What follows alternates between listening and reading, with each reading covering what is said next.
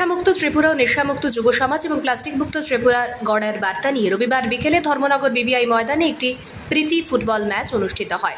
এই খেলায় অংশগ্রহণকারী দুটি দল তথা শিলচর থেকে আগত ব্যাটালিয়ন ফুটবল ক্লাব বনাম ধর্মনগরের মর্নিং ফুটবল ক্লাবের মধ্যে খেলায় 2-0 গোলে শিলচরের ব্যাটালিয়ন ফুটবল ক্লাব জয়ী হয়। খেলার শেষে এই প্রীতি ম্যাচের উদ্যোক্তারা জানান, বর্তমান সময়ে যুব সমাজ নেশার প্রতি আকৃষ্ট হচ্ছে, পাশাপাশি সমাজের চারদিকে প্লাস্টিকের ব্যবহার চূড়ান্ত আকার নিয়েছে। তাই এই সময় যুব সমাজকে নেশার বদলে খেলার মাঠে আকৃষ্ট করার উদ্যোগ নিয়েই তারা এই প্রীতি ম্যাচের আয়োজন করেছে। পাশাপাশি এই ম্যাচের মধ্য দিয়ে তারা বার্তা দিতে চেয়েছে যে সবাই যেন প্লাস্টিক ব্যবহার বর্জন করে প্লাস্টিক মুক্ত সমাজ গড়ে তোলেন।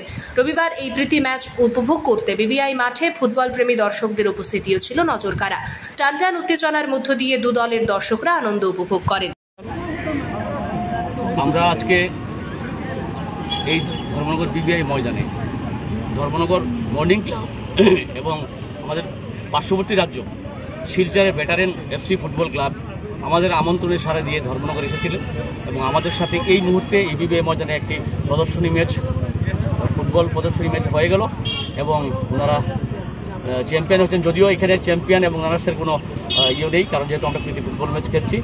বিশেষত আমরা এই ফুটবল ম্যাচটা আজকে খেলিয়েছি এই কারণে যে নেশামুক্ত সমাজ, নেশামুক্ত যুব সমাজ এবং প্লাস্টিক মুক্ত ত্রিপুরা এবং প্লাস্টিক মুক্ত যুব সমাজ, এই যে প্লাস্টিক মুক্ত সমাজ এবং নেশামুক্ত সমাজ, এটারে আমরা পাথেয় করে আজকে যাতে এই বার্তাটুকু আমরা সমাজের কাছে পৌঁছে দিতে পারি, আগামী প্রজন্মের কাছে পৌঁছে দিতে পারি, তার জন্য আমাদের আজকে এই প্রদর্শনী ম্যাচ।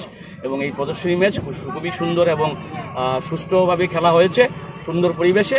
এবং আগামী দিনে আমরা এই ময়দানে আরো অন্য রাজ্য থেকে এবং আগামী দিনে আমাদের একটা আশা আছে যে বাংলাদেশের একটা টিমকে আমরা আমন্ত্রণ জানাবো, যদি তারা আসেন তারা এখানে খেলবেন এবং আমরাও বাংলাদেশে যাওয়ার একটা চেষ্টায় আছি, উদ্যোগ নিচ্ছি, দেখা যাক কী হয়। তবে সবাইকে বলবো এবং আগামী প্রজন্ম এবং যুব সমাজকে বলবো যে ময়দানমুখী হওয়ার জন্য, ময়দানমুখী হলে সুস্থ জীবনে বাঁচা যাবে, সুস্থ শরীর থাকবে এবং মন মানসিকতা ভালো থাকবে, সুস্থ সমাজ গড়বে। সবাইকে নমস্কার।